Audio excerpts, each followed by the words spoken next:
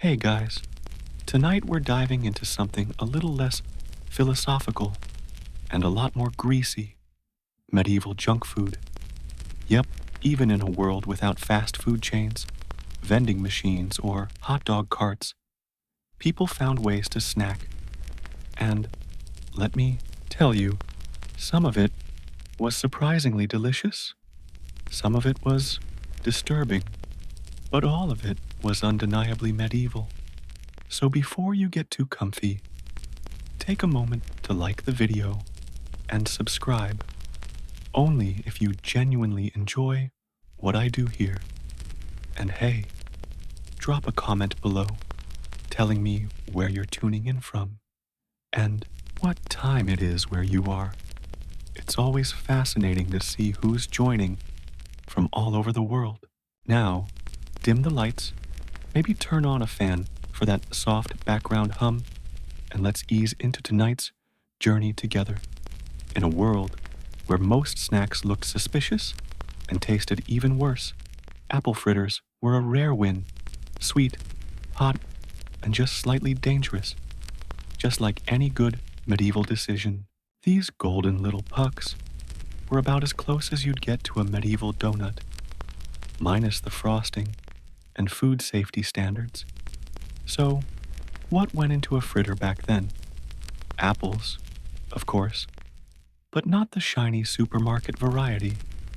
Think small, tart, knobby apples that grew behind the alehouse and may or may not have been borrowed from a neighbor's tree.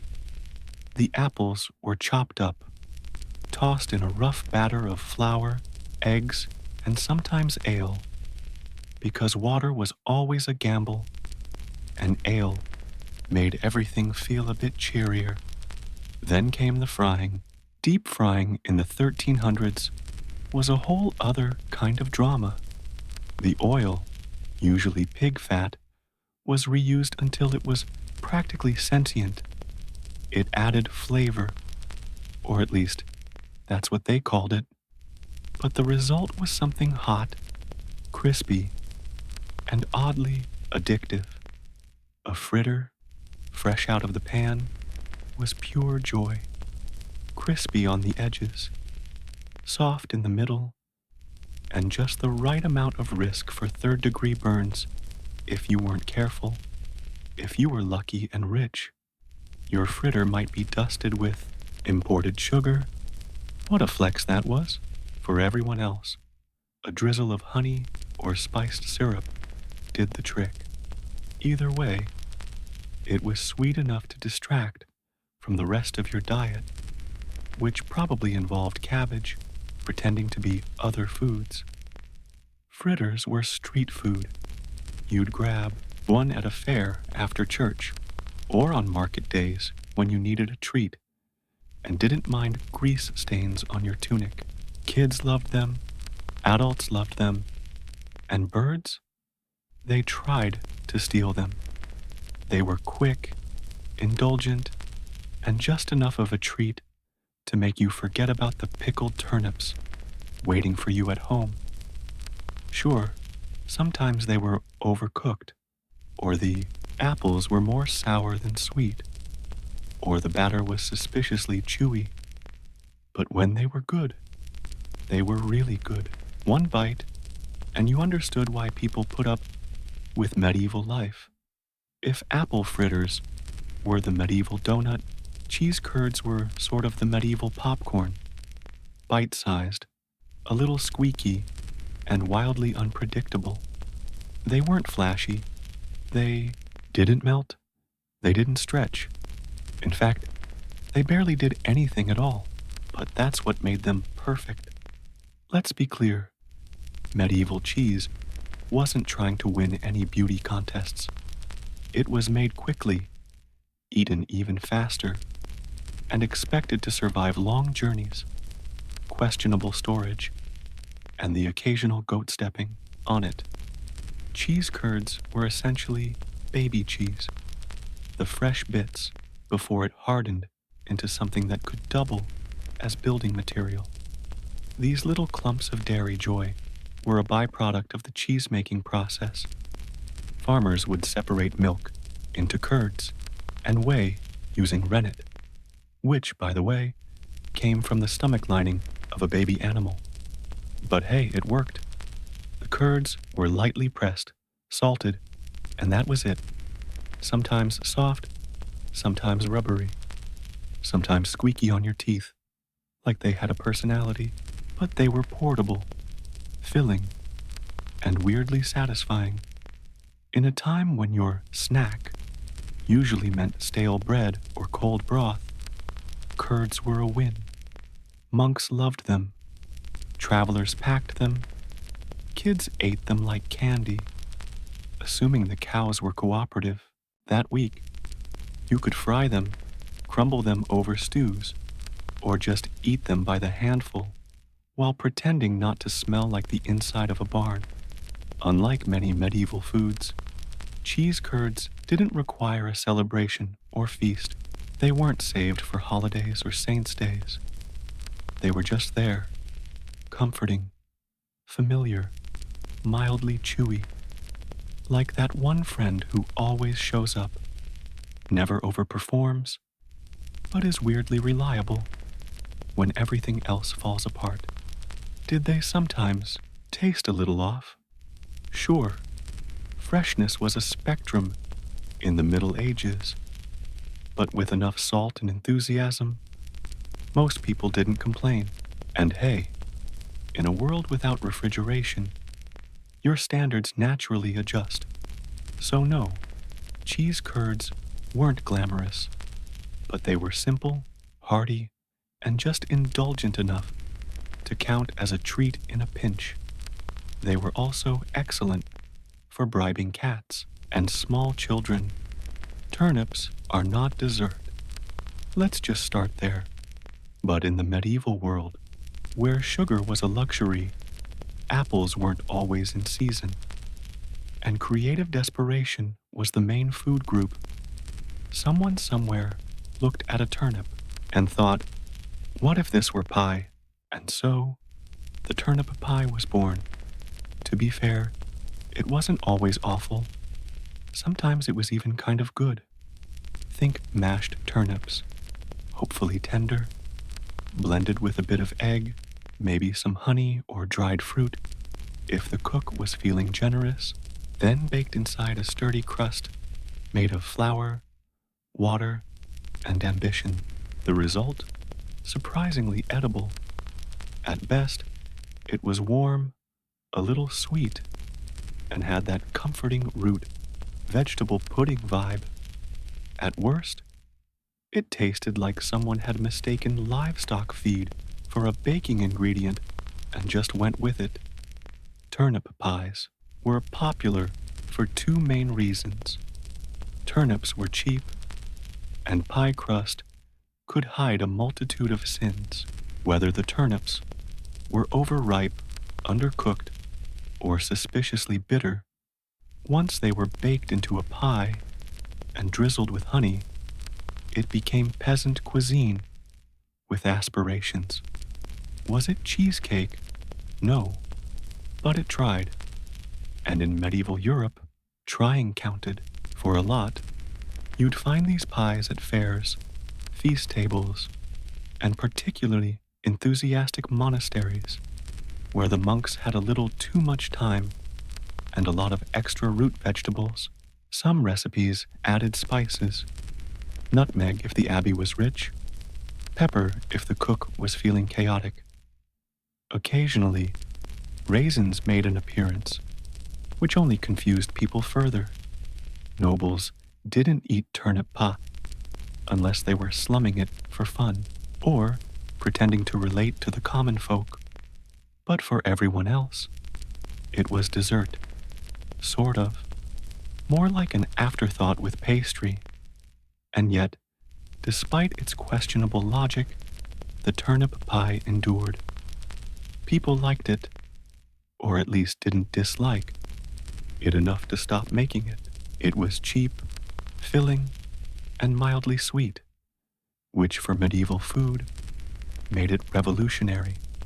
If the medieval world had a comfort food MVP, it was the meat pasty, a handheld pie stuffed with seasoned meat, tucked into a folded crust and baked until golden brown or slightly scorched. Essentially, a medieval hot pocket, minus the microwave, and plus a genuine sense of danger.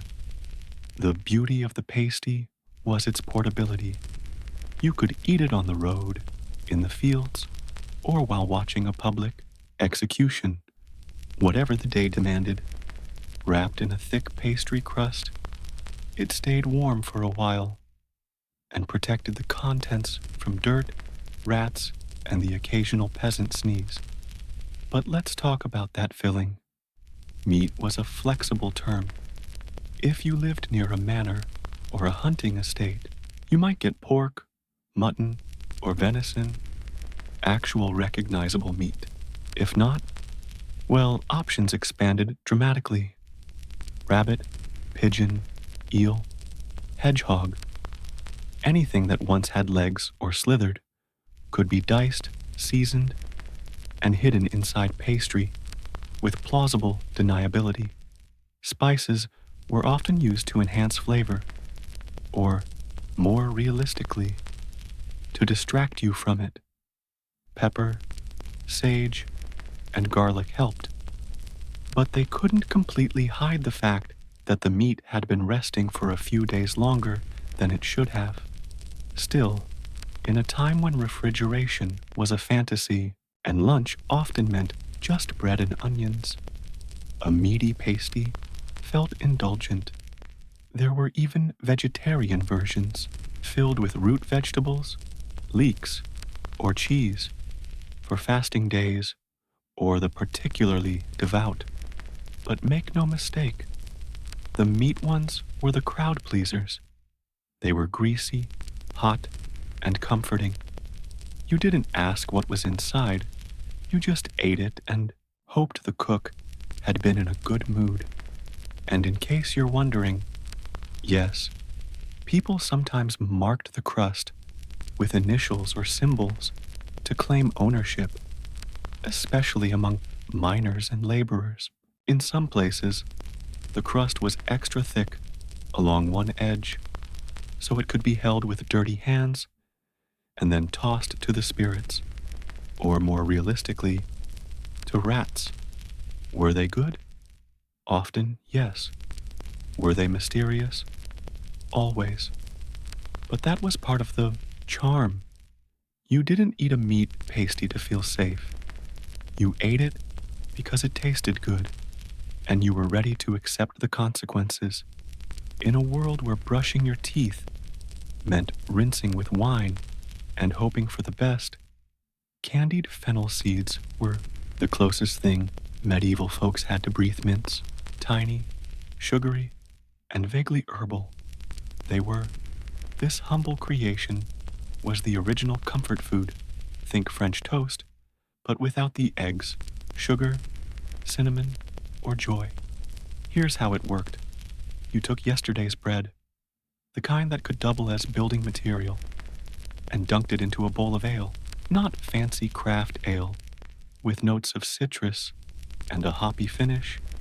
No, this was flat, low-alcohol medieval ale, brewed in someone's smoky back room with hygiene standards so questionable they might make a barn owl reconsider its living conditions.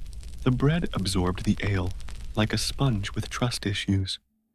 It softened, swelled, and transformed from a jawbreaker into something vaguely edible. Was it tasty?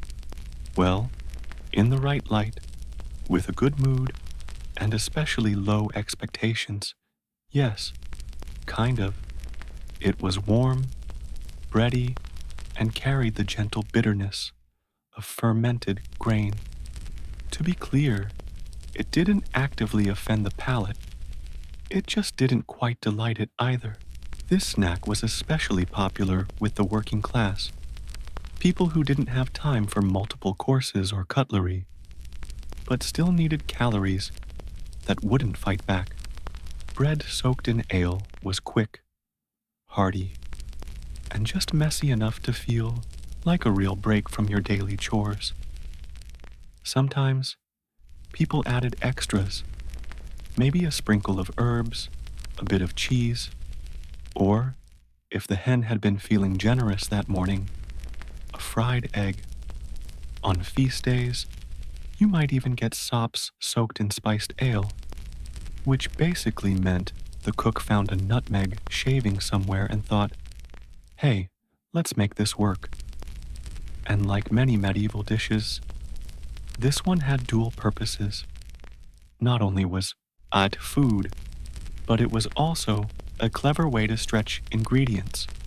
Bread too stale to chew. Just soak it in ale and pretend it's intentional.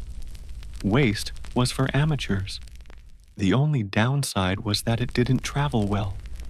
Once soaked, the bread turned into a sloshy porridge cube. Eat it quickly, or risk ending up with a mushy sponge in your bowl. And a 1,000-year-old food metaphor for disappointment. Still, for a chilly evening by the fire, nothing beat a slice of ale bread mush and a moment of peace. If you've ever looked at a slice of bread and thought, this would be better submerged in alcohol, congratulations. You and the medieval upper class have something in common. Sops and wine were one of the more refined, red, bizarrely specific snacks of the Middle Ages. Technically, a dessert, or perhaps an experience. The concept was simple. Take bread, ideally toasted or at least not completely stale, and dunk it in wine. Not just any wine, of course, but usually mold-sweetened or spiced wine. Something warm, fragrant, and barely hiding the fact that it had been sitting in a clay jug since last harvest. Once the bread was sufficiently drenched, it was served as a soft, spoonable delicacy. Nobles called it elegant. Everyone else quietly wondered if the cook had just run out of ideas. This was not finger food. It was the kind of dish you ate with a spoon, very slowly, while pretending to be interested in lute music. It appeared at banquets, late-night feasts, and the kind of awkward dinner where no one wanted to talk about politics. So instead, they passed around soggy toast in a goblet. When done well, sops and wine were warm, comforting, and mildly intoxicating. A gentle end to a heavy meal. The wine added richness, the bread gave texture, and the spices made you feel like you were part of something fancier than it was. When done poorly, however, it was wet bread in a bowl, and no amount of cinnamon could cover up the feeling that you were chewing on a medieval mistake. Sometimes dried fruits or nuts were added for flair, sometimes cheese, and occasionally a whole egg. At that point, it stopped being a snack and became a culinary guessing game. Peasants made their own versions, usually using cheap vinegar or ale instead of wine. It wasn't dessert, it was dinner, or breakfast, or whatever you'd call a meal that made you both full and confused. Still, sops and wine had staying power. They were warm, filling, and gave medieval people a taste of indulgence, even if it did taste like sponge, soaked in moldy regret. In the Middle Ages, dried fruit was a prized treat, sugary, exotic, and shelf-stable enough to survive an entire crusade. But let's be clear, this wasn't your modern trail mix with cute, recyclable packaging. Medieval dried fruit had one job: to last. Taste was optional, and texture was aggressively chewy, with dental damage practically guaranteed. Let's start with the basics. You had your usual suspects: raisins, figs, dates, and if you were really fancy, imported prunes. These were fruits that had been sun-dried, smoked, dried, or in some cases, just forgotten on a windowsill until they no longer qualified as moist. They were wrinkled, tough, and alarmingly dense, kind of like an edible time capsule from the last harvest. The upside: dried fruit was sweet, really sweet. The concentrated sugars turned these shriveled little things into medieval candy. Nobles loved them, monks hoarded them, and children treated them like rare loot from the kitchen. The downside: chewing them was like fighting your own jaw muscles. Figs came with seeds that doubled as medieval dental floss. Dates were sticky enough to glue your teeth together, and raisins stuck in your teeth for hours. There was no such thing as snacking quietly. Still, dried fruit had its moments. It was used in pies, added to porridge, or chopped up and thrown into honey cakes to create the illusion of variety. Rich folks might wrap them in pastry, drizzle them with rose water, or soak them in wine, like they were trying to impress a guest from Florence. For commoners, getting your hands on dried fruit was a special occasion, usually a holiday, a wedding, or the one day a year someone remembered you existed. When that happened, you'd eat it slowly, respectfully, possibly while hiding in the barn so you didn't have to share. Storage was easy. Dried fruit didn't spoil quickly and was often kept in little cloth sacks or clay pots. It hardened over time, yes, but that just turned it into a longer-lasting snack, or possibly a projectile if you were creative and had younger siblings.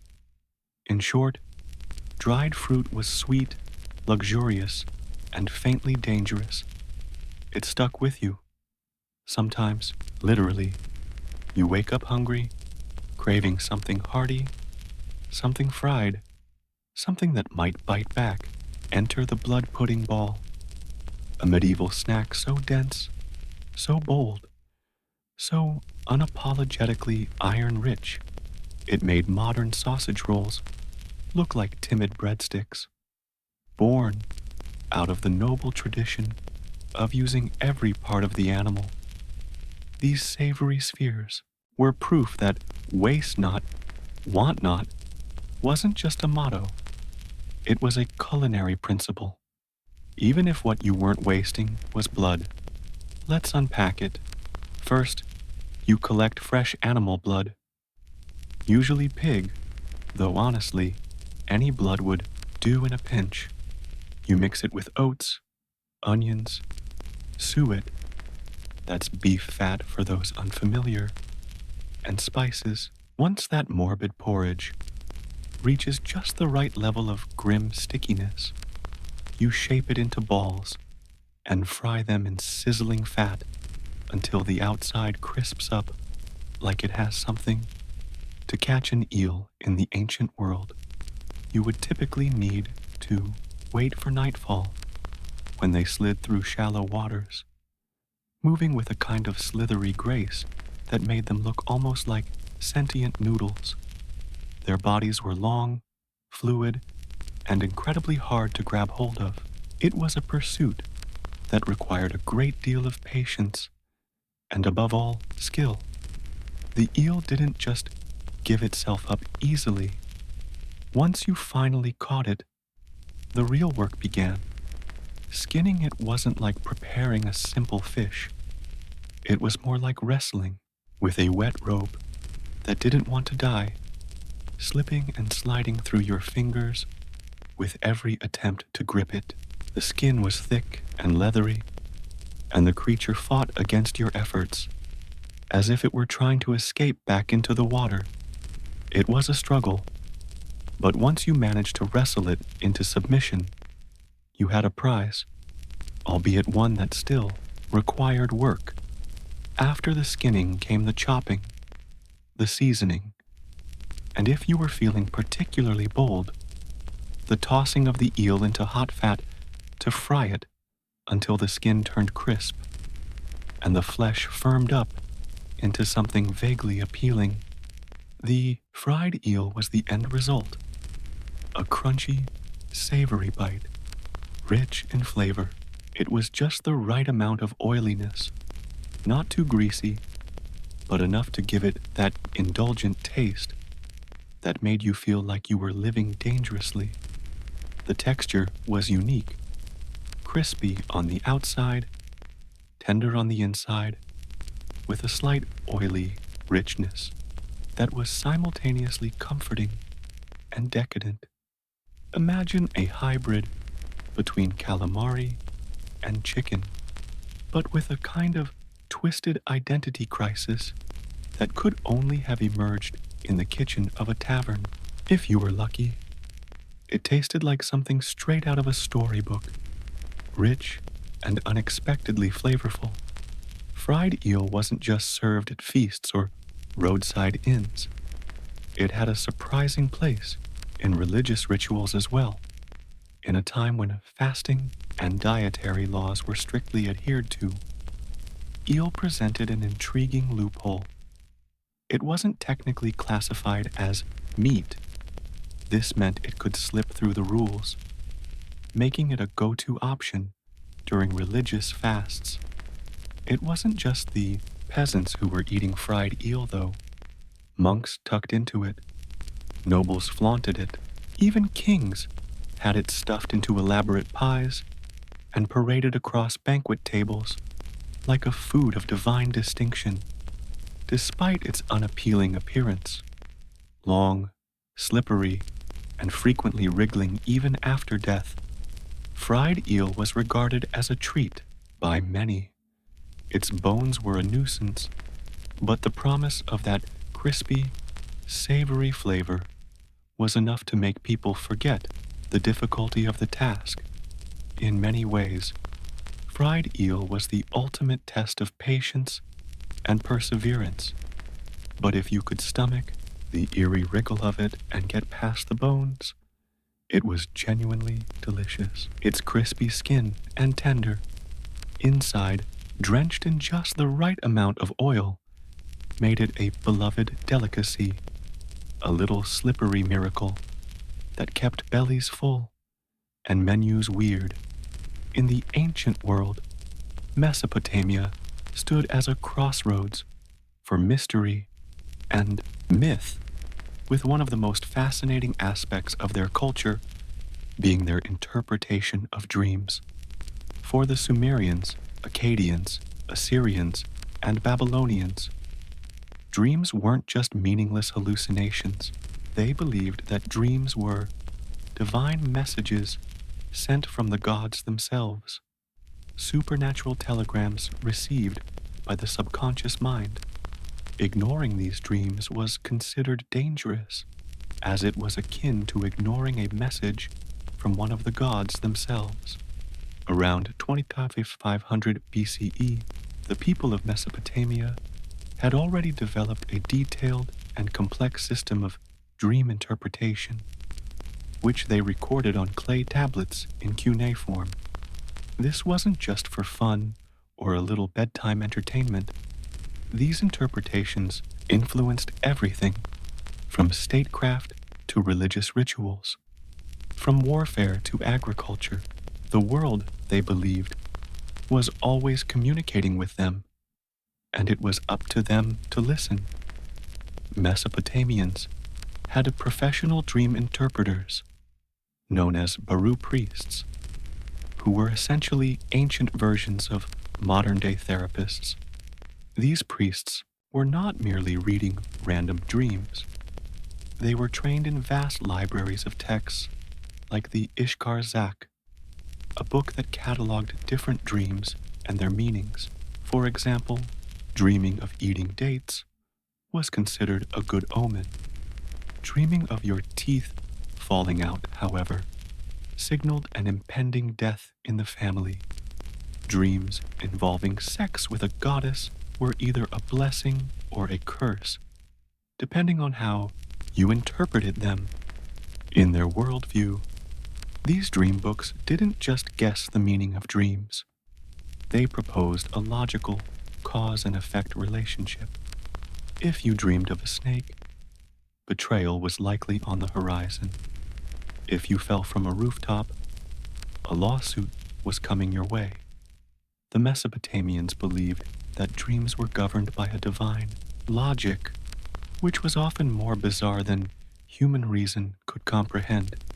In addition to interpreting dreams, the Mesopotamians also practiced something called dream incubation. If a king or ruler wanted guidance from the gods, they would sleep in a temple, usually under very specific conditions: fasting, purification rituals, and incense offerings.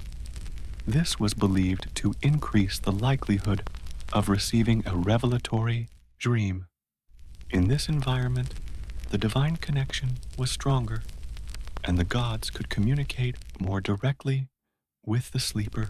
For the people of Mesopotamia, the world of dreams wasn't something to be solved or ignored. It was a realm to be approached with caution and reverence. The gods were always speaking. All one had to do was close their eyes and listen. In Egypt, the significance of dreams was equally profound, but they viewed dreams not merely as messages from the gods, but as sacred texts in motion. To the Egyptians, dreams were channels through which not only gods, but also ancestors, and even one's Ka, spiritual double, could communicate. Every dream had meaning, whether good or bad. By the time of the New Kingdom, around 1550, 1070 BCE, the Egyptians had compiled their own dream manuals, with one of the most famous being the Ramesside Dream Book. This was no simple guide for casual dreamers. It was a diagnostic tool that listed hundreds of potential dreams and their corresponding outcomes, categorizing them as either good or bad, depending on the circumstances. For example, dreaming of eating crocodile flesh was considered a positive omen, as the crocodile was associated with the god Sobek, who symbolized strength and power. Such dreams were seen as a sign that the dreamer was absorbing divine qualities, which in turn could mean a promotion or advancement in status. Egyptians, like the Mesopotamians, also practiced dream incubation. If someone needed divine guidance or healing, they would sleep in a temple, undergoing purification rituals before lying down on a special bed to await their dream. Priests, who were often experts in interpreting dreams, would decode these visions for the dreamer, offering guidance or warnings. If the dream was bad, incense would be lit, and the person would petition the gods for intervention. The Egyptians also believed that dreams had the power to influence magic and medicine.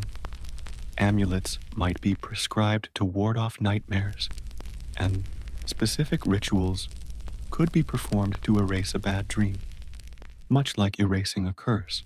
For them, sleep was not just an idle state of rest. It was an active medium for spiritual messages and divine intervention. In Greece, dreams played an equally important role, particularly through the practice of incubation. This was a ritual in which individuals would sleep in temples, hoping to receive a vision from the god Asclepius, the god of healing. These temples were scattered across the Greek world, and they became known for their therapeutic qualities. Before entering the temple's sleeping quarters, individuals would undergo purification, fasting, bathing, and sometimes making sacrifices. Only after these rituals could they sleep on a stone bed, hoping to receive a divine, healing dream. Those who dreamed of Asclepius himself, or of snakes, his sacred animal, believed they were healed upon awakening, or at the very least, had received instructions on how to heal. Even Greek physicians, such as Hippocrates, acknowledged the value of dreams in diagnosing illnesses. They didn't dismiss them as nonsensical. They believed that the body could communicate through symbolic dreams. For example, a dream about flowing water could indicate a kidney problem, while a dream about being crushed might suggest a heart condition. Dream interpretation wasn't just about random symbolism, it was about context. Artemidorus of Daldis, a famous dream interpreter in ancient Greece, wrote the Onirocritica, a comprehensive guide to dream interpretation that contained thousands of dream scenarios, unlike earlier works, which gave fixed meanings to dreams. Artemidorus emphasized the importance of context. The same dream could have different meanings depending on the dreamer's gender, social class, and current life situation. For example, a wealthy man dreaming of a shipwreck would interpret it as a sign of business troubles, while a poor man might interpret the same dream as a sign of future fortune. Artemidorus also recognized that dreams were full of metaphor and irony.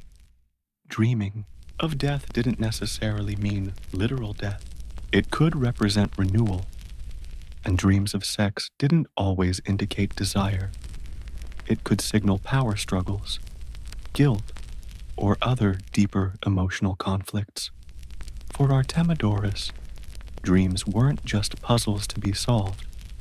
They were windows into the subconscious, reflections of the dreamer's mind, and sometimes the keys to understanding hidden truths. His work influenced not only the Greeks, but also later civilizations. His influence continued throughout the Roman Empire and beyond, making dream interpretation a respected art form that would last through the centuries. One type of dream that stood out across many ancient cultures was the prophetic dream. These weren't seen as mere bad nights of sleep. They were warnings, punishments, or omens of things to come. The Babylonians were among the first to differentiate dreams of divine origin from those that came from malevolent forces. If a dream caused fear, illness, or distress, it was considered polluted, and a priest would be called to perform apotropaic rituals, cleansing spells, offerings, or symbolic actions designed to neutralize the dream's effect. For example, if someone dreamed of being chased by a demon, the interpreter might recommend sleeping with a protective amulet under the pillow, or burning cedarwood incense to ward off evil spirits. This practice wasn't just superstition, it was a crucial part of ancient religious life. To avoid calamity, the Babylonians believed that appeasing the gods through rituals and protections was a necessary step in managing the effects of nightmares. The Egyptians also had a well-developed idea of nightmare prevention.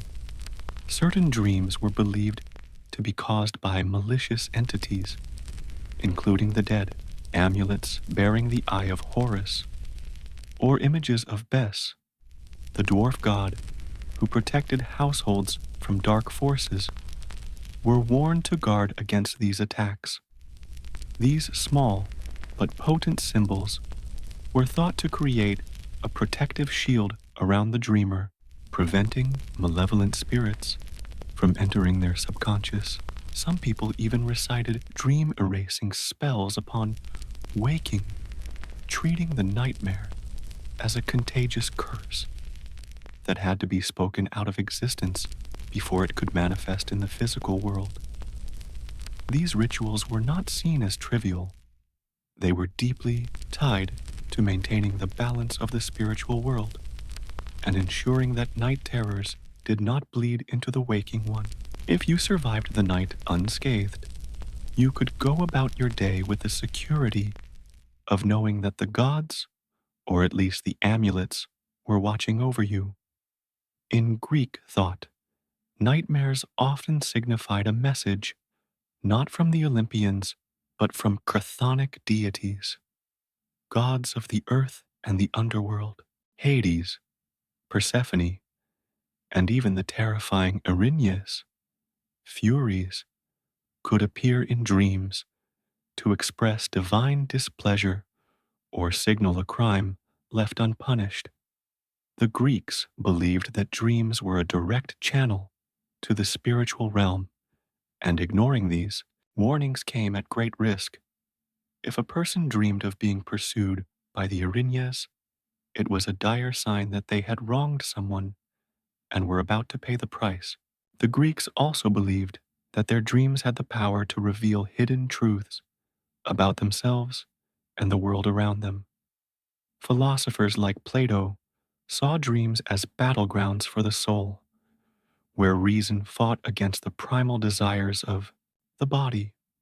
For him, the nightmare wasn't just a warning from the gods, but a psychological reflection of inner turmoil, a sign that one's soul was in need of repair.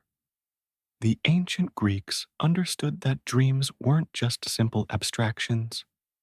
They were complex psychological phenomena that spoke volumes about a person's moral and spiritual state. Even the Romans, practical as ever, feared certain dreams, dreams of specific animals, owls, snakes, or wolves, were seen as signs of impending death, betrayal, or war. They believed that the dead could visit the living through dreams, sometimes to warn them, sometimes to accuse them of wrongs done in life. Roman augurs, priests trained to interpret omens, would analyze dreams alongside other supernatural signs to guide political and military decisions. A dream of an owl, for instance, was a harbinger of death, while a dream of a wolf could signal impending war. In the case of a death-related dream, the Romans believed that it was not just an ordinary bad dream. It was a direct message from the gods or from the spirits of the departed, urging them to take action. In every culture, nightmares were more than just bad dreams. They were seen as cosmic red flags, reminders that the seen and unseen worlds were always connected, and that even in sleep, there was no true escape from fate. Ancient cultures saw dreams as a bridge between the human and divine realms, a space where both could communicate, especially in the form of warnings. The ancient world understood the power of dreams, not just as vehicles for divine communication, but as instruments of fate. A dream could shape the course of history, altering the fate of nations, rulers, and even empires. In the ancient world, dreams weren't just spiritual experiences, they were political assets. Rulers, priests, generals, and prophets often weaponized dreams to justify decisions, sway public opinion, or consolidate authority. When the gods spoke in sleep, those in power were quick to claim their messages. Take Alexander the Great, for instance. Before he conquered Egypt, he reportedly dreamed of the god Ammon, welcoming him as a son. Upon arrival at the Siwa oasis, the local oracle confirmed the dream, declaring Alexander a divine offspring. Was the dream real? Was it staged? It didn't matter. The message solidified his rule and painted him as more than mortal, a living god in the eyes of his troops and subjects. The dream reinforced his legitimacy and empowered him to claim authority over vast territories. Dreams were especially useful during political transitions or uncertain times. In ancient Rome, Augustus claimed to have dreamed of a great victory at Actium, which he won against Mark Antony and Cleopatra.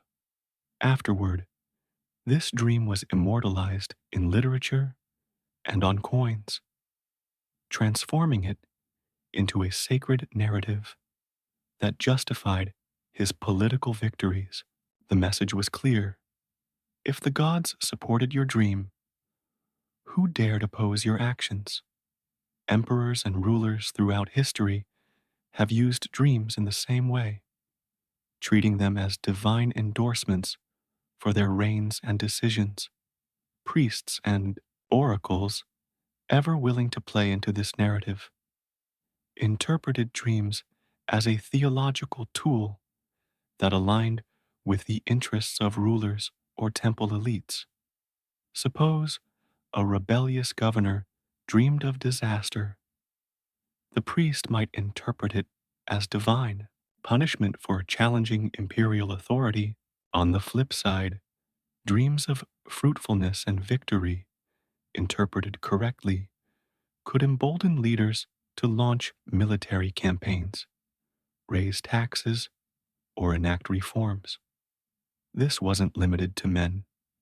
Queen Hatshepsut of Egypt, one of the most powerful female pharaohs, claimed in temple inscriptions that her birth was foretold in a dream by the god Ammon, who appeared to her mother and prophesied divine rulership.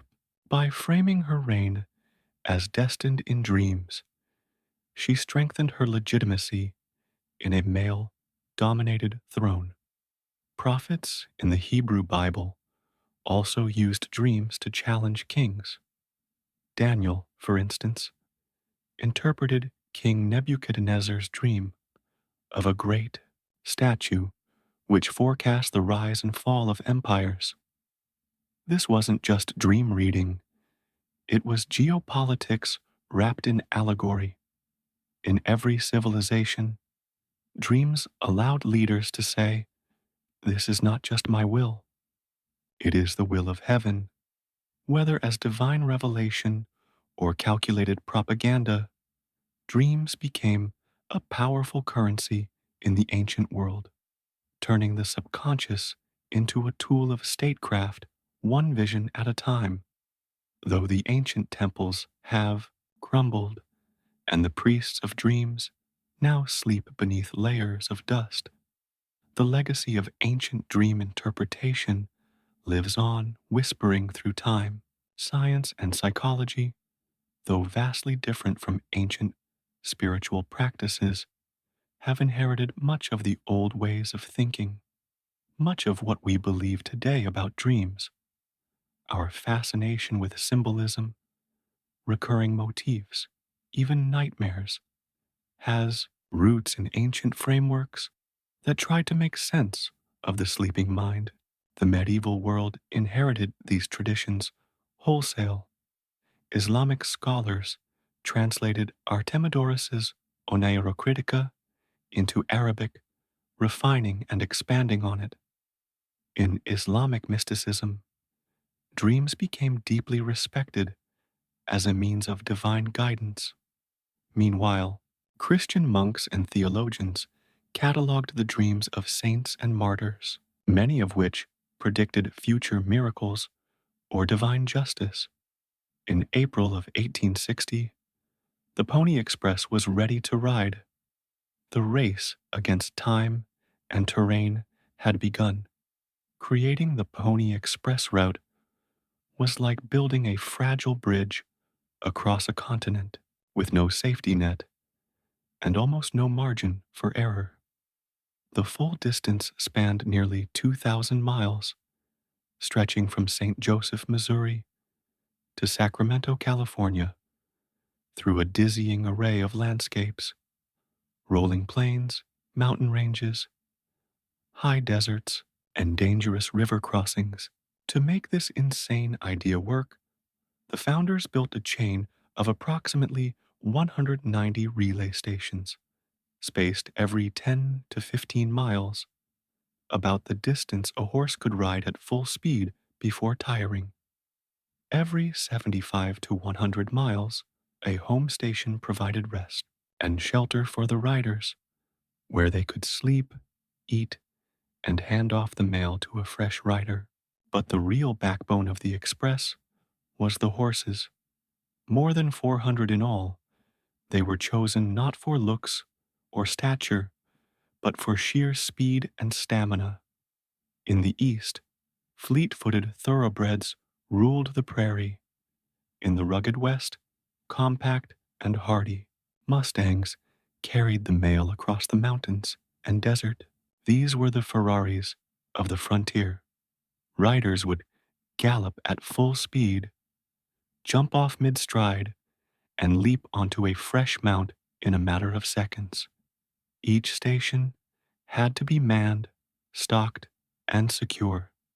Some were little more than sod huts or wooden shacks. Others were fortified structures surrounded by barbed fencing and guarded by station keepers with rifles.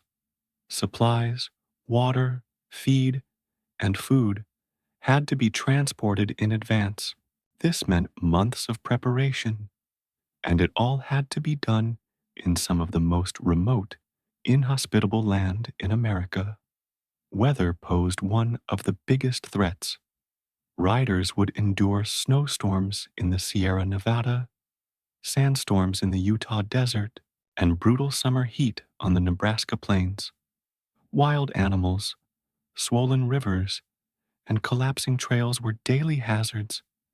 And then there were the human dangers: bandits, outlaws, and rising tensions with Native American tribes. But despite the chaos, the system worked.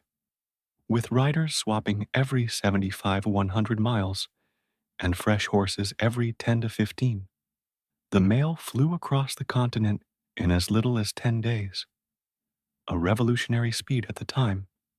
It was a logistical miracle stitched together by courage, sweat, and raw determination. In a land where miles meant isolation, the Pony Express stitched together a fragile thread of connection, one hoofbeat at a time. On April 3rd, 1860, the Pony Express made its historic debut in St. Joseph, Missouri. A crowd gathered at the stables of the Pikes Peak Stables building, buzzing with excitement. The inaugural rider, most likely Johnny Fry, though records are somewhat disputed, mounted his horse, took the leather mochila, a specially designed mail pouch, and dashed off westward at breakneck speed. The crowd cheered, cannons fired, and just like that, a new chapter in American history thundered to life. The mailbag Fry carried weighed around 20 lbs, filled with letters, newspapers, and telegrams bound for California. A telegraph message had already been wired from Washington, D.C., and would now travel the rest of the way on horseback, symbolizing the union of technology and raw human effort. At the same moment, a counterpart in Sacramento rode eastward, launching the bidirectional relay between them. Nearly 2,000 miles of wilderness, 190 stations, and some of the harshest terrain North America had to offer stood between them, and they planned to cross it in just 10 days. Each rider on the route carried the mochila from one station to the next, leaping off a tethered horse and onto a fresh one in under 2 minutes. The mochila was ingeniously designed. It had 4 locked pouches and could be quickly slipped over the saddle horn without unstrapping anything. Speed was everything. Riders were expected to maintain a pace of 10 miles, even in the dead of night, through rain, snow, or hostile territory. Despite the chaos, the first ride succeeded. The mail from Missouri reached Sacramento in 9 days and 23 hours. A triumph. Newspapers hailed it as a miracle of modern communication, and the legend of the Abro Pony Express was born almost overnight, though only a few letters rode in that first mailbag. The symbolic impact was immense. It wasn't just about getting mail from point A to B. It was about possibility, about proving that this wild, fractured continent could be connected, that man and horse could outpace isolation. For the riders, it was the beginning of a dangerous, thrilling chapter in the nation's history. It was a taste of something new, instant communication, faster than anyone thought possible. The West had just gotten a little smaller. The lifeblood of the Pony Express wasn't the horses, the stations, or even the mochila. It was the riders, a band of young, wiry daredevils who defied weather, wilderness, and war to deliver the mail. They weren't just couriers. They were living legends in the making. The typical Pony Express rider was no older than 18, often closer to 16. They were light, usually under 125 lbs, so as not to weigh down the horses. Speed and endurance were everything. The now famous recruitment ads allegedly read, "Wanted, young, skinny, wiry fellows, not over 18, must be expert riders, willing to risk death daily. Orphans preferred." While the wording is likely apocryphal, the spirit behind it was absolutely real. These young men rode 75 to 100 miles per shift, changing horses at every station, but never resting until they'd passed the mochila to the next rider. They often rode at night, through torrential rain, snowstorms, or scorching heat. They carried revolvers and rifles, but against bandits or hostile attacks, their best defense was speed. Many of them traveled alone, unarmed, relying entirely on their ability to outrun trouble. Some riders became folk heroes. Pony Bob Haslam once rode 380 miles in under 2 days to deliver mail during a violent Paiute uprising. Despite being wounded by arrows, William Buffalo Bill Cody, who would later become a Wild West showman, claimed to have ridden for the Express at age 15, though historians debate the accuracy of that tale. Regardless, the reality was already dramatic enough. Riders had to navigate the Rocky Mountains, cross the Great Basin Desert, and brave territories where the slightest mistake could mean freezing, drowning, or vanishing without a trace. And yet, the service maintained an astonishing reliability rate. Even in the harshest conditions, only one mochila was ever lost. Despite the danger, many riders loved the job. They were paid well for the time, $100 to $150 per month, a small fortune for a teenager, and they relished the thrill, the speed, and the sense of purpose. They weren't just riding mail, they were stitching the country together. The riders of the Pony Express were more than messengers.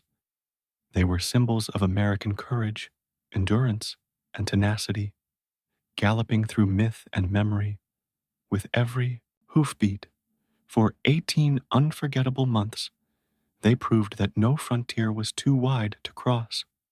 Riding for the Pony Express wasn't just a job, it was a daily gamble with death. The riders faced a gauntlet of perils that would have made most grown men turn back. And yet these mostly teenage boys pressed forward through nature's wrath, armed enemies, and a land that often seemed determined to swallow them whole. One of the most persistent threats came from the environment itself. Riders braved blizzards in the Sierra Nevada, blistering heat across the Nevada desert, and sudden thunderstorms that could flood river crossings or turn dirt paths into impossible muck. Slipping off a horse in freezing conditions could mean hypothermia. One wrong move in a swollen river could end in drowning, and many came dangerously close. Then there were the animals. Packs of wolves sometimes chased riders at night.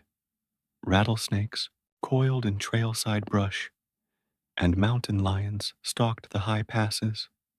But even more dangerous than wildlife were the bandits and bushwhackers who knew that a rider's mochila contained valuable letters, some even laced with gold dust or money orders. Though the riders carried revolvers, they were outnumbered, and stopping meant risking both life and mission. Tensions with Native American tribes also boiled over during the Pony Express's brief existence.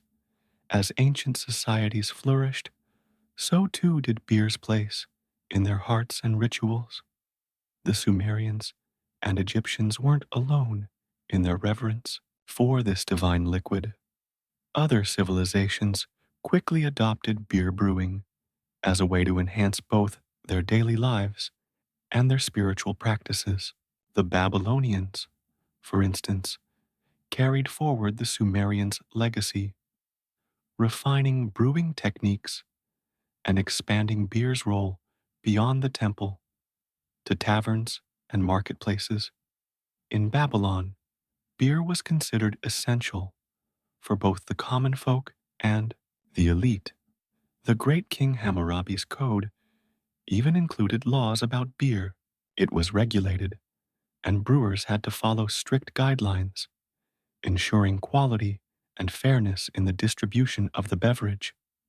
There was also a tax on beer, underscoring its importance in both the economy and social structure. The king's code dictated that brewers would be punished for producing poor quality beer, emphasizing the beverage's value in Babylonian society.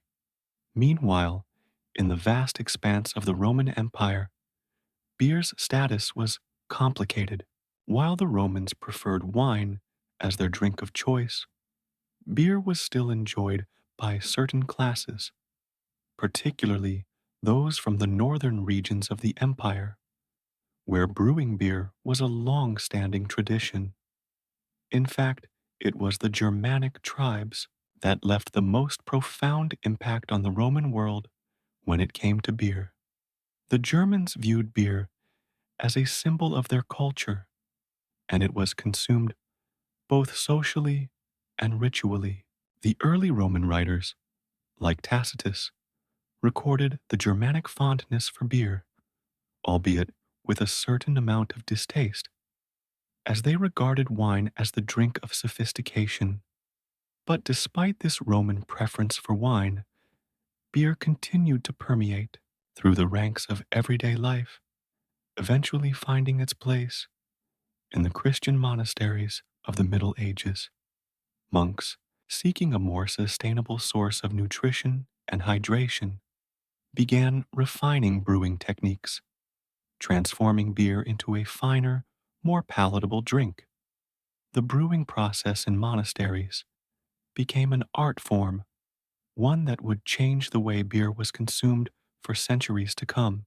These monks were also instrumental in preserving the knowledge of brewing through times of turmoil, ensuring that beer remained a staple through the fall of empires and the rise of new ones. By the time the Renaissance came around, beer had taken on a more modern form. Breweries, no longer simply the domain of temples or monasteries, became larger, more organized enterprises. The rise of European cities saw the development of the first public breweries, where the craft of brewing evolved. Further, as trade routes expanded, so too did the distribution of beer, reaching new markets and further embedding itself into the fabric of society.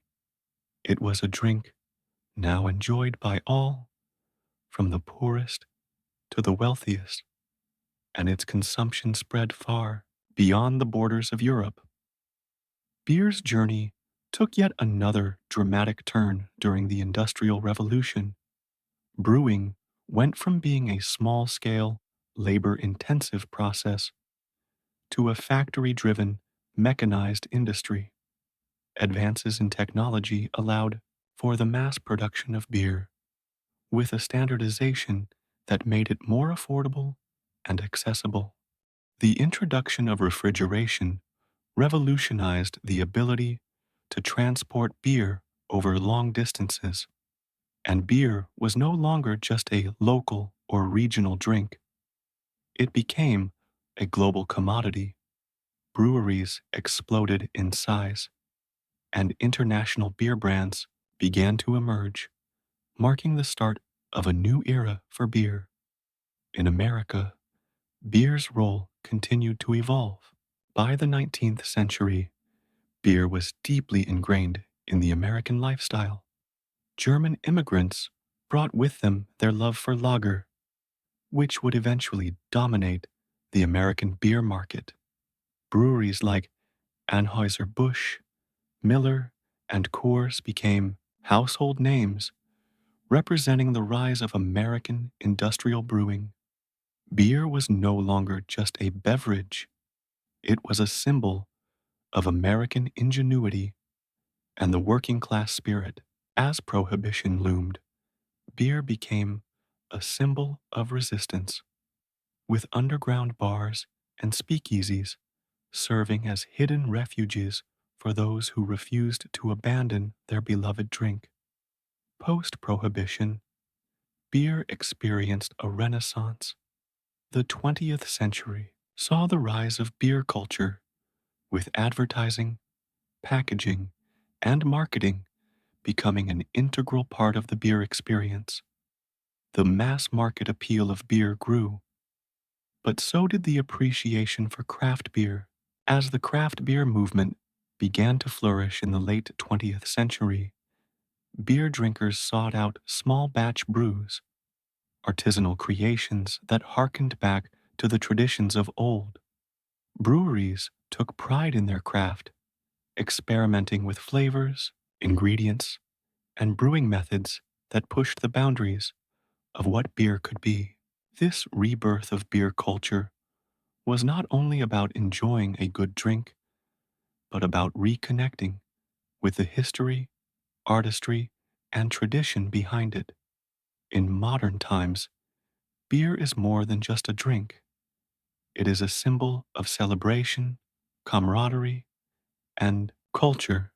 Its legacy stretches across centuries and continents, intertwined with human history in a way few other drinks can claim.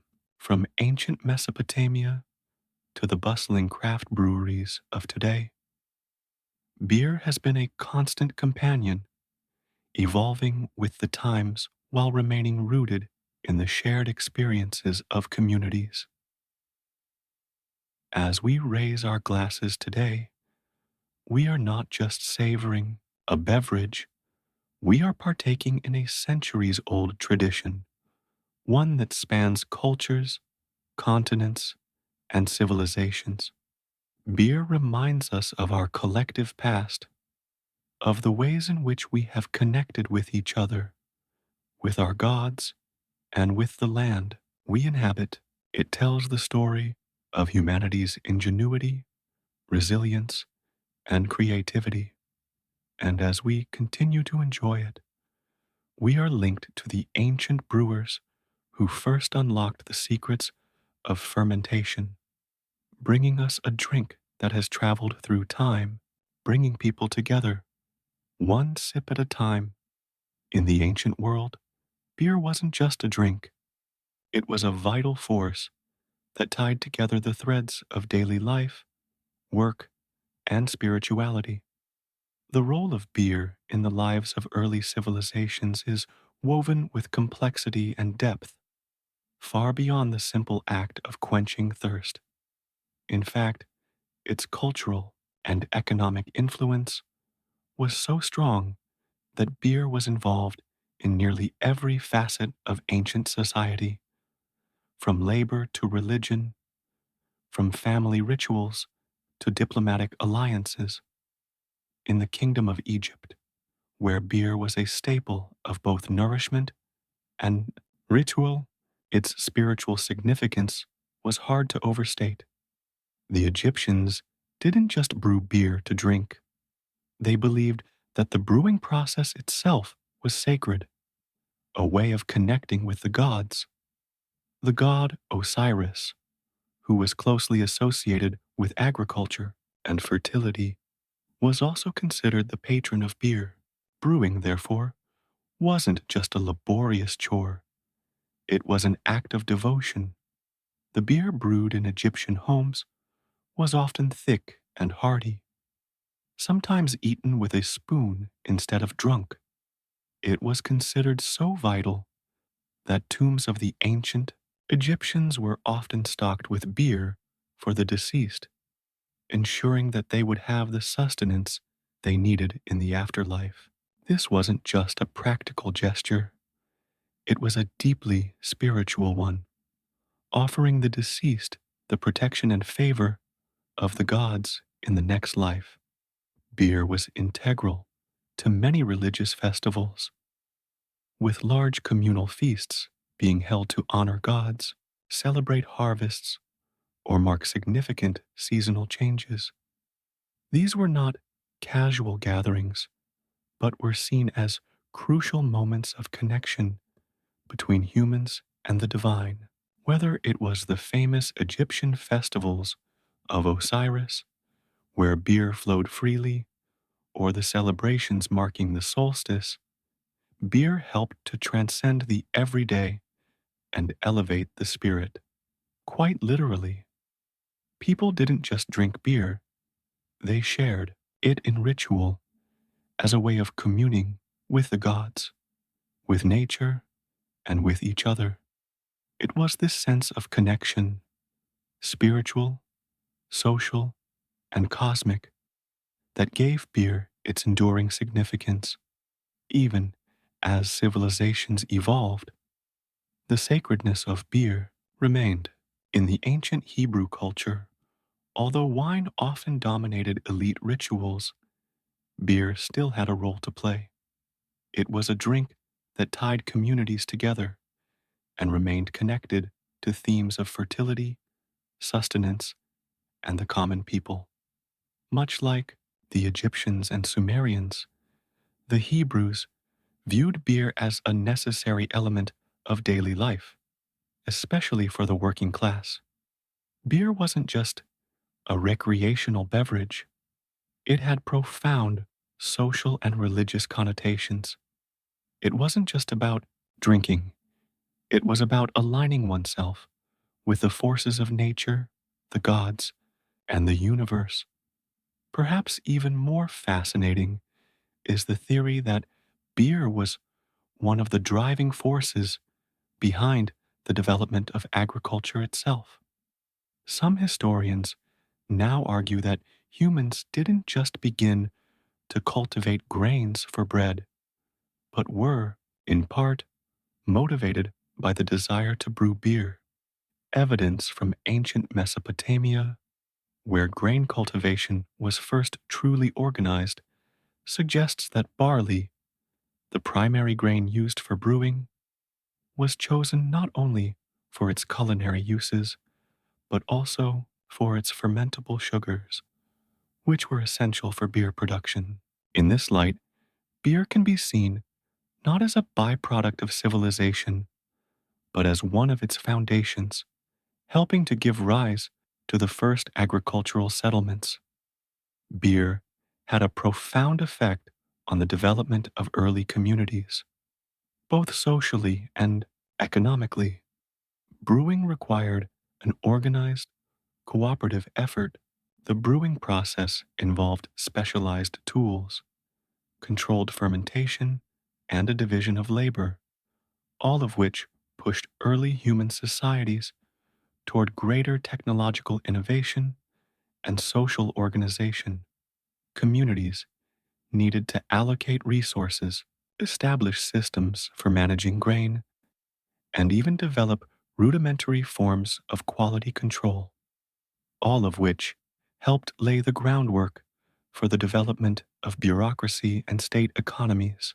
Evidence from ancient tablets and records indicates that beer was not only consumed, but also taxed, regulated, and traded, which further entrenched its role in early economic systems. In fact, beer production and trade spurred the growth of international trade routes, with beer and its ingredients being exchanged across cultures. Trade in barley, brewing techniques, and other beer related commodities helped to build connections between regions as distant as Egypt, Mesopotamia, and the Levant. Pottery jars filled with beer residues have been found in archaeological sites far beyond the borders of their places of origin, signaling that beer wasn't just an isolated local product, but a highly valuable commodity that traveled with merchants and traders across the ancient world.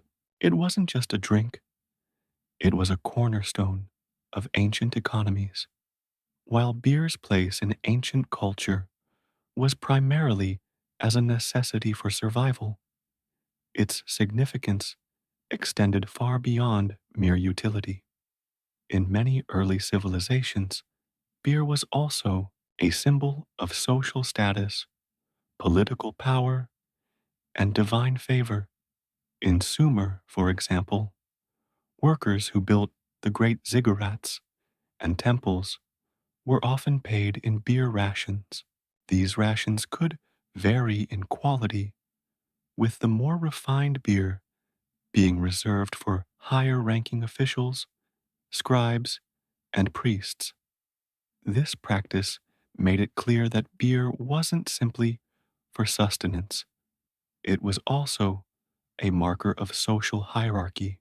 Workers and laborers drank a much thicker, more robust form of beer, sometimes so thick that it was more akin to a stew, while the elite sipped lighter, more filtered versions, elevating beer from a humble necessity to a status symbol.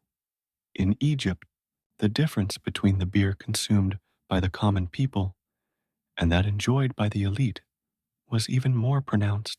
While most Egyptians drank a thick, sweet beer made from barley, those of higher social status indulged in, as centuries passed, and the ancient world transformed into the modern age, the legacy of beer continued to thrive. What began as a humble drink, crafted from grains and fermented through natural processes, gradually became a central element in cultures around the world. The ancient Egyptians, Sumerians, Babylonians, and countless others laid the groundwork for the brewing industry we know today. These civilizations didn't just create beer, they crafted a vital social, spiritual, and economic force that would shape human history in ways we are still discovering. The role of beer as a catalyst for societal development has often been overlooked in mainstream historical narratives, yet its importance cannot be overstated. Beer, in many ways, helped to build the foundations of human civilization. It encouraged the development of agriculture, the rise of cities, and the establishment of organized trade routes. It gave rise to social systems and structures, from temples and palaces to markets and bureaucracies. The communal nature of beer consumption helped forge strong social bonds, connecting people not just in their daily lives, but in shared religious rituals and festivals that blurred the line between the mundane and the divine. At the heart of this history lies the extraordinary alchemy of beer itself, the process of brewing, transforming raw grains into a drink that nourishes, invigorates, and brings people together, was a mystical and practical feat. Whether it was the ancient Sumerians brewing their thick, nutritious concoctions to sustain laborers, or the Egyptians crafting sweet, hearty beers for temple offerings, beer was a drink that transcended the ordinary. It was not just a food or drink, it was a ritual, a tool of social cohesion, and a means of bridging the human with the divine. In the centuries that followed, beer's role would evolve, especially with the spread of brewing knowledge and the gradual rise of more sophisticated brewing techniques. By the medieval period, brewing had become a complex, regulated industry, with monasteries in Europe playing a pivotal role in preserving and refining brewing practices. These monks not only brewed beer for their own consumption, but also crafted some of the finest beers of their time, which would later influence the modern craft brewing movement. The growth of brewing in Europe was paralleled by the expansion of trade and exploration. As European nations began to explore the New World and establish colonial empires, they brought with them their brewing traditions.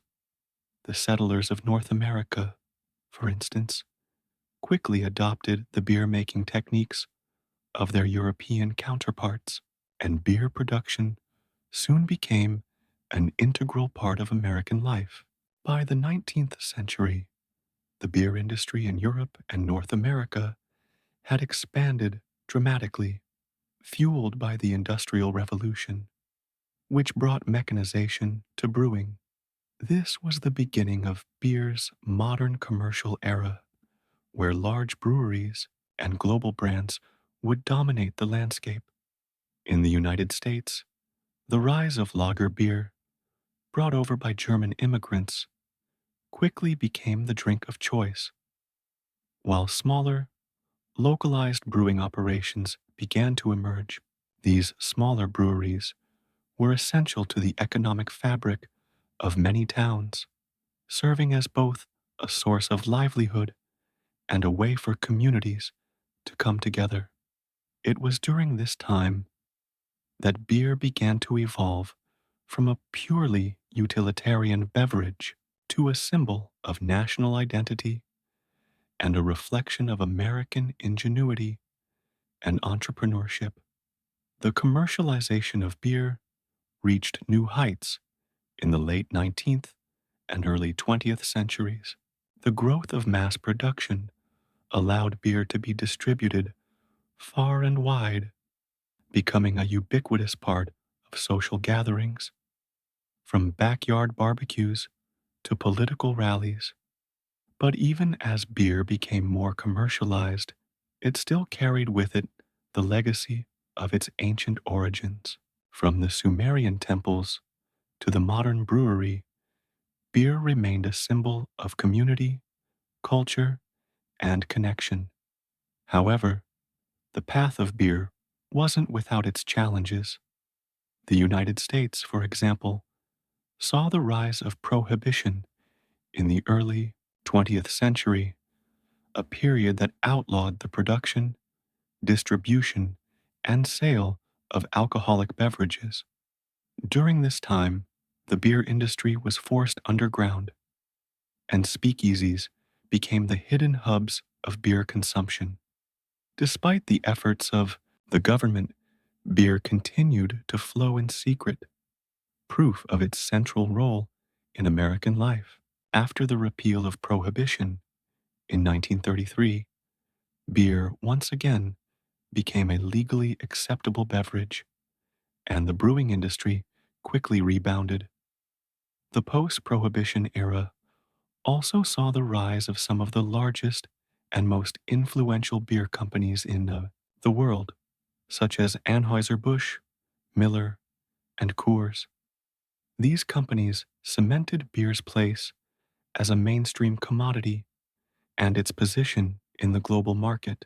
With the rise of advertising and marketing, beer was now more than just a drink. It was a brand, a lifestyle, and a symbol of freedom, fun, and rebellion. Yet, even as global beer corporations dominated the market, there was a growing shift towards smaller, craft breweries.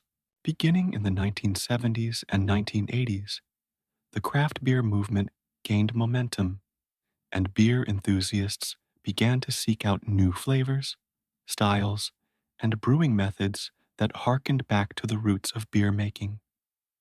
This new era of craft beer reflected the spirit of innovation and exploration that had driven beer's evolution from its humble beginnings. Brewers began experimenting with ingredients, techniques, and styles, drawing inspiration from ancient brewing traditions while also pushing the boundaries of what beer could be. This return to craft and creativity has fundamentally reshaped the beer landscape. Today, the craft beer movement continues to grow, with thousands of independent breweries producing a wide variety of beers that cater to every taste and preference. The diversity of beer today, whether it's a hoppy IPA, a rich stout, or a light lager, speaks to the incredible range of possibilities that brewing offers. And just as ancient brewers adapted their methods to local climates and ingredients, today's brewers are once again redefining beer with a sense of artistry, passion, and dedication. But while beer has evolved and changed over millennia, its role as a social glue, a symbol of shared experience, and a catalyst for connection remains unchanged. Whether in ancient Sumer or modern day Berlin, beer continues to bring people together, whether for a meal, a celebration, or a moment of quiet reflection. The beer culture we enjoy today, rich in history, innovation, and tradition, remains deeply intertwined with the cultures that first shaped it. At its core, beer is more than just a drink. It is a living connection to our past, a reminder of the cultures, traditions, and innovations that have shaped our world.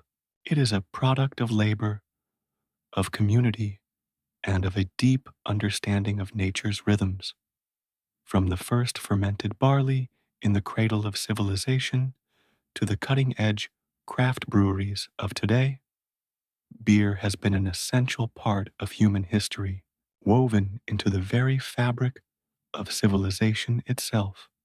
As we look back on the ancient practices of brewing, it's clear that beer was never just about sustenance. It was about community, about ritual, and about connecting with something larger than ourselves. It was a sacred act of transformation, turning humble grains into something that could nourish both the body and the soul. And it is this spirit, this reverence for the process and the product that continues to drive brewers today. In every bottle, can, or glass, there's a legacy that spans thousands of years, a legacy that connects us to the ancients and reminds us that beer in all its forms, is more than just a beverage. It is a thread that runs through human history, a drink that has been passed down from generation to generation, adapting to the times, but never losing its essential nature. So, the next time you take a sip, remember, you're not just drinking beer, you're drinking history, culture, and a timeless tradition that continues to shape our world. Whether you're enjoying a casual pint with friends or savoring a rare brew with a sense of purpose, you're partaking in one of humanity's oldest and most enduring rituals. As we look ahead to the future, beer will undoubtedly continue to evolve, as it always has. But no matter how it changes, it will always carry with it the essence of its ancient beginnings, a drink that once helped build civilizations, sustain workers, and bridge the gap between the human and divine. Beer is more than just a drink. It is a symbol of our shared history, a reminder that the simplest things, like grain and water, can change the world. So, the next time you raise a glass, know that you're participating in a tradition that stretches back millennia. You're part of something far greater than yourself, a shared experience that has transcended time, cultures, and borders.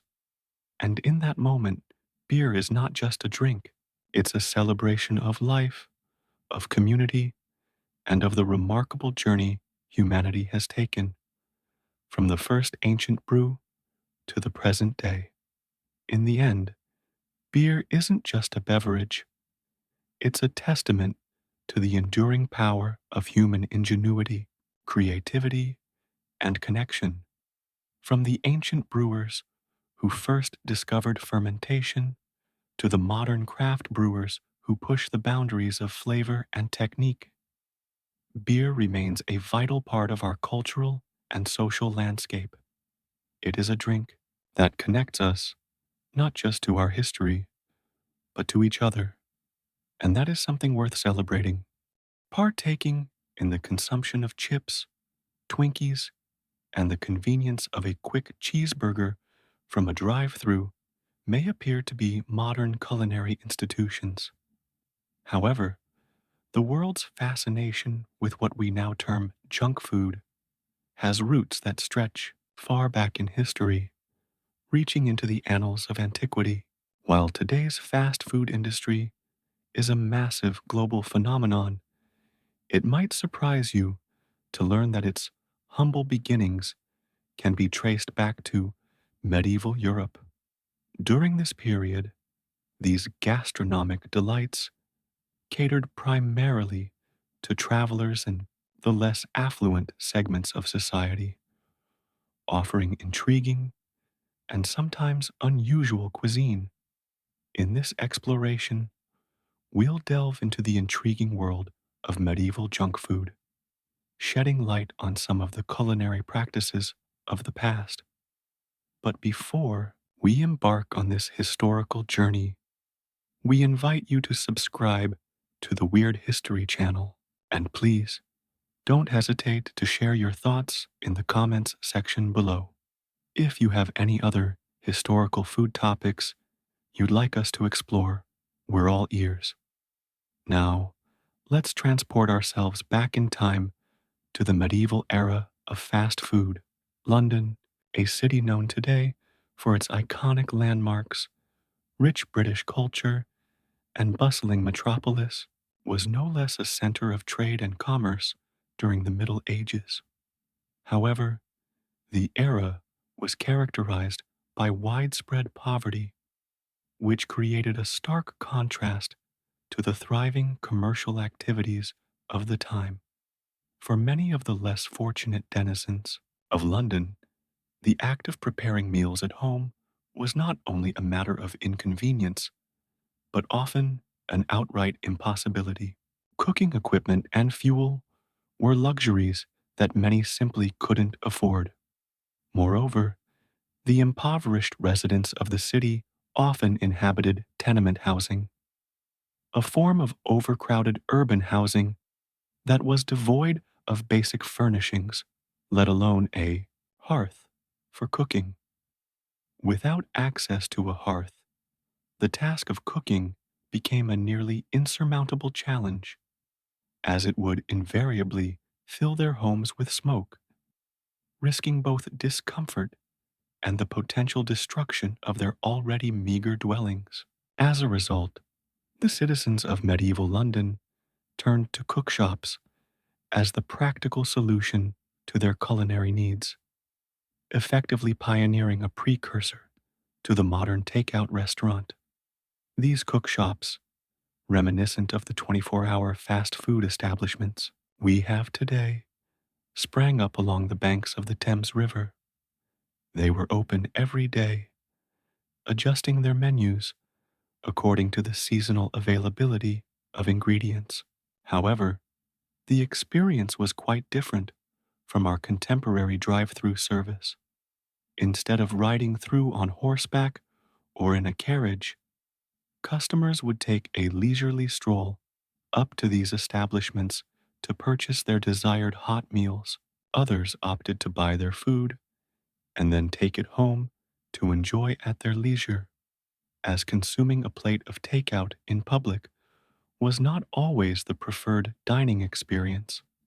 While cookshops were most prominent in London, they were by no means confined to this city alone. Bristol, another bustling medieval urban center, boasted its own Cook's Row. These establishments offered an even wider variety of fare, which included poultry, fish, and more. Bristol's cookshops were early pioneers in the art of enticing customers through the power of aroma. They strategically positioned their cooking equipment outside the shop, ensuring that the alluring scent of their delectable dishes wafted through the streets, drawing passers-by to partake in a quick and satisfying meal. These cookshops served a diverse range of foods, catering to the varied tastes of their clientele. Some specialized in sweets, while others became renowned for their pancakes and bread. However, it's worth noting that among these medieval fast food pioneers, the meat pie shops emerged as particularly popular establishments. These meat pies, while lacking the complexity and variety of today's fast food burgers, bore a resemblance in the sense that they provided a portable, filling, and satisfying option for those on the go. But let's not forget to explore the intriguing world of medieval meat pies in more depth. As we venture further into the culinary landscape of the Middle Ages, we encounter meat pies, the forerunners of what we might consider today's drive-in hamburgers, albeit without the accompanying fries and cola. These savory treats were not only filling, but also highly portable, which was a key characteristic of a blockbuster fast food item, even in medieval times. However, it's essential to note that these medieval meat pies were not without their peculiarities and challenges. One significant issue was the use of subpar or even spoiled meat. According to a 13th century report from Norwich, cooks would often incorporate diseased pork into their pies and serve them to customers without hesitation. It wasn't uncommon for shop owners to reheat days-old pies regardless of their state, rather than discarding them. The dire poverty of the time, coupled with a lack of concern for food safety, often made the decision to serve or discard expired food a disturbingly straightforward one. Furthermore, shops would frequently undercook the meat, earning certain cooks a questionable reputation. The era saw the emergence of a saying that seemed to capture the sentiment well: God sends the meat, but the devil sends the cooks. This perspective reflects the disillusionment of consumers who had experienced the less appetizing aspects of medieval meat pies. The medieval period had its unique challenges when it came to ensuring the safety and quality of food, especially for those who frequented fast food establishments of the time. Nonetheless, these medieval meat pies represented a crucial aspect of the era's culinary landscape and paved the way for the fast food industry's evolution over the centuries. Now that we've uncovered the secrets of medieval meat pies, let's journey further into the past to explore the various other forms of fast food that characterized the Middle Ages. Bread, a dietary staple that remains essential even today, played a significant role in the culinary landscape of medieval Europe. However, in most households, access to grains and the means to process them into bread was limited, if not entirely unavailable. As a result, people turned to bakers to meet their bread needs.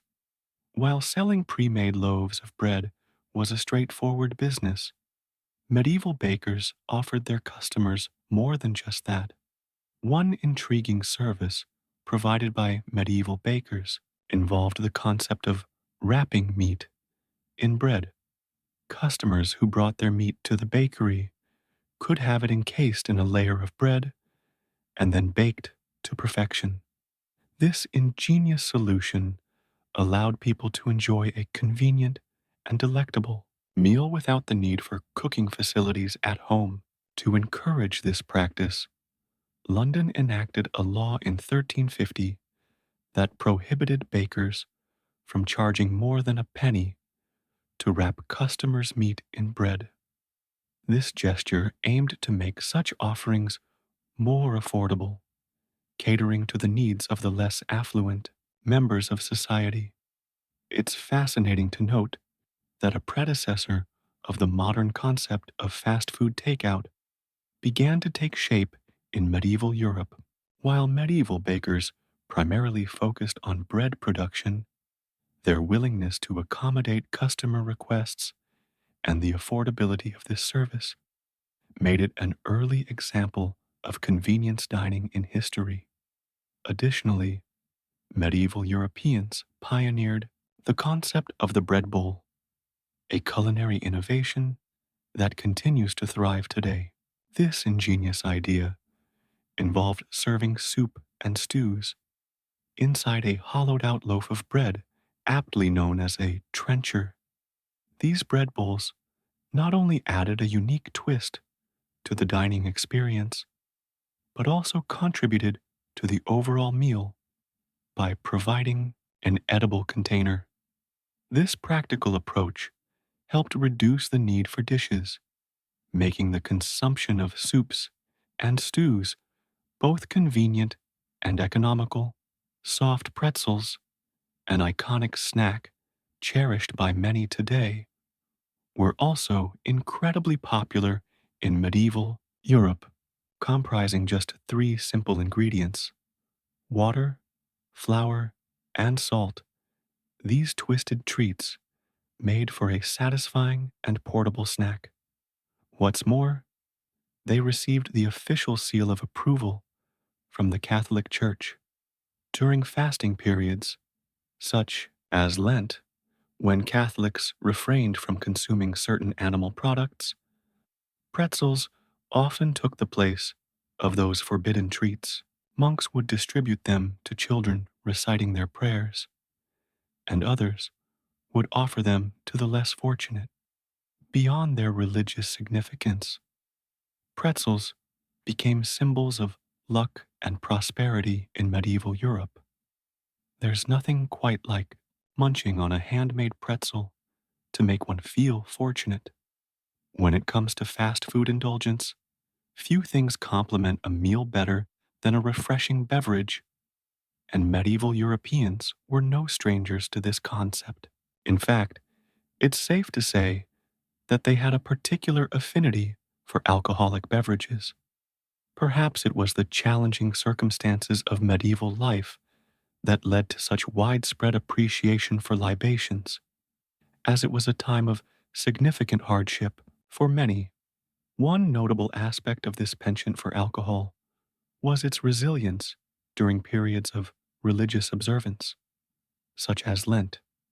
While observing Lent meant abstaining from meat for some, others turned to alternative sources of nourishment.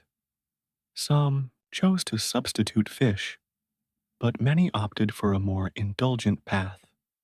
Excessive drinking, Lent, with its intent of symbolizing abstinence and self-discipline, ironically became a time when people quenched their thirst for merriment and inebriation. This devotion to alcohol during Lent drew criticism from prominent religious figures of the time. In 1400, the Benedictine monk Robert Rippon expressed strong disapproval of excessive drinking during Lent. He argued that this practice contradicted the essence of abstinence that the period was meant to symbolize. In his view, people consumed more alcohol during Lent than they did throughout the rest of the year. However, one can't help but wonder if the good monk might have joined the revelry himself had he been faced with the alternative meat substitutes of the era, such as the mock egg. The concept of the mock egg is fascinating in its own right. This dish was invented as a meat replacement during Lent, a period of fasting and abstaining from certain foods, including meat. Making a mock egg was a relatively straightforward endeavor, even by today's standards. One would take empty eggshells, fill them with a mixture of almond milk, jelly, and crunchy almonds, dye them yellow for authenticity, and wash them down with a hearty mug of ale. The result might not have been the most delectable dish, but it certainly served its purpose during a time when dietary restrictions were rigidly observed. As we explore the medieval culinary landscape further, we encounter an intriguing aspect of sweet treats during this period. Sugar, the ubiquitous sweetener that we take for granted today, was a rarity during medieval times, typically reserved for the privileged few who could afford it. As a result, medieval individuals sought alternatives to satisfy their sweet cravings, turning to honey as a primary source of sweetness. One tantalizing medieval treat from the 14th century, sourced from the cookbook Anonimo Veneziano, was a fritter made with apples, saffron, flour, and honey. This delightful combination of ingredients created a satisfying, sweet indulgence that captured the essence of medieval cuisine. Another, more frugal fritter recipe featured fried dough filled with ginger, almonds, and topped with a delectable beet juice. A creative and sweet way to enjoy a snack in the Middle Ages. Another beloved item that catered to the medieval sweet tooth was gingerbread, which featured prominently in the culinary landscape of the time. This delightful treat combined honey with ginger, cloves, and pepper, resulting in a unique blend of sweet and spicy flavors. Gingerbread became a favorite among those seeking a sweet escape from the challenges of medieval life. However, if one were in the mood for indulging in a cholesterol spike and was willing to splurge, there was nothing quite like the beloved funnel cake. This delightful concoction, a fusion of fried dough and powdered sugar, has long held a special place in the hearts of carnival goers. Yet, its origins trace back to medieval times, when it began as a fried cake called crisps. Due to the scarcity of ingredients like sugar, these cakes were a rare treat. As a result, people often improvised their own recipes, leading to the creation of dishes like the fritter of milk, which was essentially fried, sweetened cottage cheese, a dessert. That might strike fear into the hearts of modern children. Waffles, as we know them today, also have their origins in medieval Europe. The original waffles, dating back to ancient Greece and known as obelios, were flat cakes cooked between two plates. However, they lacked the sweet touch that we associate with waffles today, a glaring omission that may have contributed to Greece's downfall. In a historical twist, the Catholic Church became involved in the production of flour wafers, which often featured biblical scenes. However, it wasn't until the era of the Crusades that a more recognizable version of waffle batter, combining cinnamon, honey, and cream, gained popularity in Europe. It was in the 15th century that the Dutch introduced the iconic grid patterns we associate with waffles, turning them into optimal vessels for syrup and whipped cream, a delight for junk food enthusiasts across the centuries.